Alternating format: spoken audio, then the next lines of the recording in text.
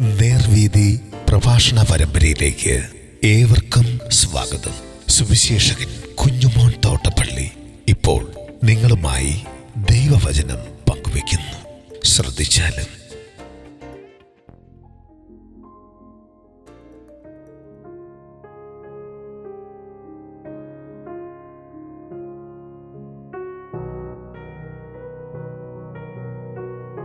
യേശുവിൻ്റെ ഉയർത്തെഴുന്നേൽപ്പ്. ദൈവനാമത്തിന് മഹത്വം ഉണ്ടാകട്ടെ. ലൂക്കോസിന്റെ സുവിശേഷം 24-ാം അധ്യായത്തിന്റെ 1 മുതലുള്ള വാക്യങ്ങൾ. അവർ ഒരുക്കിയ സുഗന്ധവർഗം എടുത്ത് ആഴ്ചവട്ടത്തിന്റെ 1-ാം ദിവസം അതികാലത്ത് കല്ലറയ്ക്കിലെത്തി. കല്ലറയിൽ നിന്ന് കല്ലുരുട്ടി കളഞ്ഞതായി കണ്ടു. അകത്ത് കടന്നാറെ കർത്താവായ യേശുവിന്റെ ശരീരം കണ്ടില്ല. അതിനെക്കുറിച്ച് അവർ ചഞ്ചലിച്ചിരിക്കുമ്പോൾ മിന്നുന്ന വസ്ത്രം ധരിച്ച 2 പുരുഷന്മാർ അരികെ നിൽക്കുന്നത് കണ്ടു.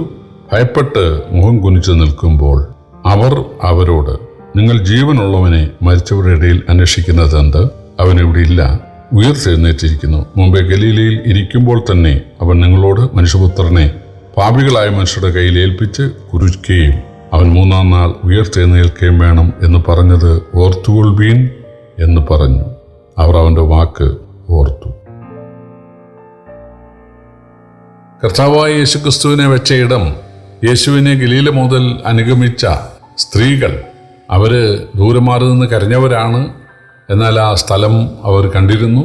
വെള്ളിയാഴ്ച വൈകിട്ട് അവർ പോയിട്ട് കല്ലറയ്ക്കൽ പൂശുവാൻ, അല്ലെങ്കിൽ കല്ലറ തുറന്ന് ആ ശരീരത്തിൽ പൂശുവാൻ ആ യഹൂദന്മാരുടെ രീതി അനുസരിച്ച് അവര് സുഗന്ധവർഗം ഒരുക്കി. പിറ്റേന്ന് ശബത്തായിരുന്നത് കൊണ്ട്, ശനിയാഴ്ച ആയിരുന്നത് കൊണ്ട് യാത്ര ചെയ്യാൻ പാടില്ല. അവര് സ്വസ്ഥമായിരുന്നു. ഞായറാഴ്ചയുടെ അതിരാവിലെ ഇരുട്ടുള്ളപ്പോൾ തന്നെ മഗ്ദലക്കാരത്തി മറിയ ഉൾപ്പെടെ, മഗ്ദലക്കാരത്തി മറിയെക്കുറിച്ച് നമുക്കറിയാം, അവൾ ഭൂതബാധിതയായിരുന്നു. 7 ഭൂതങ്ങൾ ബാധിച്ചിരുന്നവളായിരുന്നു. യേശു അവളെ സൗഖ്യമാക്കി നല്ലൊരു മനുഷ്യ സ്ത്രീയാക്കി മാറ്റിയിരുന്നു. അവൾ ഉൾപ്പെടെ സുഗന്ധവർഗവുമായി കല്ലറയ്ക്കിലേക്ക് വന്നപ്പോൾ കല്ലറയുടെ വാതിക്കൽ വെച്ചിരുന്ന ആ വലിയ കല്ല് അത് ഉരുട്ടി മാറ്റിയിരുന്നു. ഉരുട്ടി മാറ്റിയെന്ന് പറയുമ്പോൾ അത് ഒരു ചക്രം പോലെ റൗണ്ടായിരുന്നു എന്ന് നമുക്ക് വിചാരിക്കാം. യേശുക്രിസ്തുവിൻ്റെ സംസ്കാരം നടന്നു കഴിഞ്ഞപ്പോൾ ചില ആളുകൾ ഭാവവിരോധന്മാരെ സമീപിച്ച് പറഞ്ഞു, ആ ചതിയൻ ജീവിച്ചിരുന്നപ്പോൾ ഉയർത്തെഴുന്നേൽക്കുമെന്നൊക്കെ പറഞ്ഞിട്ടുണ്ട്. യേശുവിൻ്റെ ശിഷ്യന്മാർ അവൻ്റെ ശരീരം എടുത്തുകൊണ്ട് പോയിട്ട് ഉയർത്തു എന്ന് പറഞ്ഞു പിടിപ്പിക്കാൻ സാധ്യതയുണ്ട്. അതുകൊണ്ട് ആ കല്ലറയ്ക്ക് മുദ്ര വെക്കണം എന്ന് പറഞ്ഞു. അപ്പോൾ നിങ്ങളാലാവുന്നിടത്തോളം മുദ്ര വെച്ചുകൊള്ളുക എന്ന് കൽപ്പന കിട്ടിയപ്പോൾ റോമാ ഗവൺമെന്റിന്റെ മുദ്ര ആ കല്ലറയിന്മേൽ പതിപ്പിക്കാനിടയായി.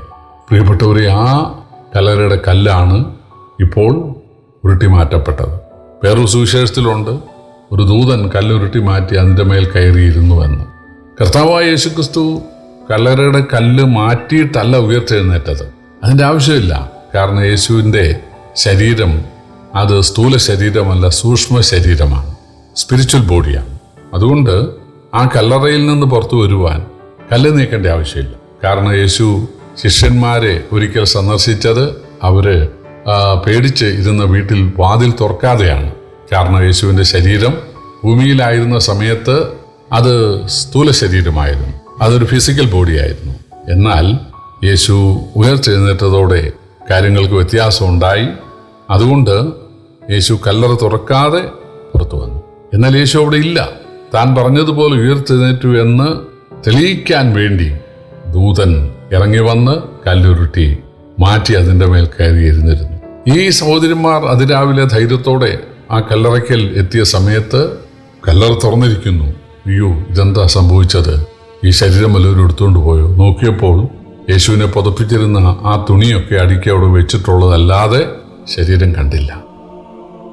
അങ്ങനെ അവർ ചഞ്ചലിച്ചിരിക്കുമ്പോൾ 2 ദൂതന്മാർ, 2 പുരുഷന്മാർ, പുരുഷവേഷത്തിൽ 2 ദൂതന്മാർ പ്രത്യക്ഷപ്പെട്ടിട്ട് ചോദിക്കുകയാണ്, ജീവനുള്ളവനെ നിങ്ങൾ മരിച്ചവിടെ അന്വേഷിക്കുന്നത് എന്ത്? താൻ ജീവിച്ചിരുന്നപ്പോൾ 3-ാം നാൾ ഉയർക്കുമെന്ന് പറഞ്ഞത് നിങ്ങൾ ഓർക്കുന്നില്ലേ? യേശു പറഞ്ഞിരുന്നു, ഈ മന്ദിരം പൊളിപ്പിൻ, ഞാൻ 3 നാൾ കൊണ്ട് അതിനെ പണിയാം. യോന കടലാനയുടെ വേറ്റ് 3 രാവും 3 പകലും ഇരുന്നത് പോലെ മനുഷ്യപുത്രൻ 3 രാവും 3 പകലും ഭൂമിക്കുള്ളിൽ ഇരിക്കേണ്ടതാകുന്നു. യേശു അത് പറഞ്ഞിരുന്നു. പക്ഷെ അവരത് മറന്നുപോയിരുന്നു. ഇപ്പോഴവർക്ക് ഓർമ്മ വന്നു. കർത്താവായ യേശു താൻ പറഞ്ഞതുപോലെ ഉയർത്തെഴുന്നേറ്റിരിക്കുന്നു എന്നവർക്ക് മനസ്സിലായി. തങ്ങൾ വിശ്വസിച്ച, സ്നേഹിച്ച, അനുഗമിച്ച ആള് സാക്ഷാൽ ദൈവമായിരുന്നല്ലോ എന്ന് ഇപ്പോൾ അവർക്ക് മനസ്സിലായി. റോമാലേഖനം 1-ാം അധ്യായത്തിൽ വായിക്കുന്നത്, മരിച്ചിട്ട് ഉയർത്തെഴുന്നേൽക്കാൻ വിശുദ്ധിയുടെ ആത്മാവ് സംബന്ധിച്ച് ദൈവപുത്രനെന്ന് ശക്തിയോടെ നിർണയിക്കപ്പെടുകയും ചെയ്ത യേശു എന്നാണ്. ആ സഹോദരിമാർക്ക്, അവിടെ വന്ന ആളുകൾക്ക് എന്തെങ്കിലും ഒരു സംശയം യേശുവിനെക്കുറിച്ച് നാട്ടുകാർ പറഞ്ഞതിൻ്റെ അടിസ്ഥാനത്തിൽ ഉണ്ടായിരുന്നെങ്കിൽ അതെല്ലാം ദൂരീകരിക്കപ്പെട്ടു. യേശു ദൈവം മനുഷ്യനായവനാണ്. അതുകൊണ്ടാണ് കല്ലറയ്ക്ക് അവനെ പിടിച്ചു വെക്കാൻ, അല്ലെങ്കിൽ ഈ മണ്ണിന് അവനെ ഒതുക്കാൻ കഴിയാതിരുന്നത്.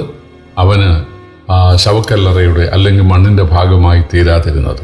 യേശു താൻ ദൈവമായതുകൊണ്ടാണ് ഉയർത്തെഴുന്നേറ്റത്. താൻ സ്വർഗത്തിൽ നിന്ന് ഭൂമിയിലേക്ക് വരുമെന്ന് പറഞ്ഞു, അത് സംഭവിച്ചു. കല്ലറയിൽ നിന്ന് പോകുമെന്ന് പറഞ്ഞു, അത് സംഭവിച്ചു. കല്ലറയിൽ നിന്ന് മടങ്ങി വരുമെന്ന് പറഞ്ഞു, അത് സംഭവിച്ചു. സ്വർഗത്തിലേക്ക് സ്വർഗം തുറന്ന് പോകുമെന്ന് പറഞ്ഞു, അത് സംഭവിച്ചു. ഇനിയും സ്വർഗം തുറന്ന് മടങ്ങി വരും, ദൈവരാജ്യം സ്ഥാപിക്കാൻ വരും. പ്രിയപ്പെട്ടവരെ, നമ്മുടെ കർത്താവായ യേശുക്രിസ്തു എല്ലാം മുന്നെഴുതിയതുപോലെ പഴയ നിയമത്തിൽ എഴുതിയ പ്രവചനങ്ങൾക്കനുസരിച്ചാണ് ജനിച്ചത്, ജീവിച്ചത്, മരിച്ചത്, അടക്കപ്പെട്ടത്, ഉയർത്തെഴുന്നേറ്റത് എങ്കിൽ തീർച്ചയായിട്ടും യേശുവിൻ്റെ വീണ്ടും വരവും സംഭവിക്കും. ഈ യേശുവിനെ സ്നേഹിക്കാൻ, വിശ്വസിക്കാൻ, അനുസരിക്കാൻ, ആരാധിക്കാൻ ദൈവം എവരെയും സഹായിക്കട്ടെ. കർത്താവിൻ്റെ വലിയ നാമം വാഴ്ത്തപ്പെടുമാറാകട്ടെ.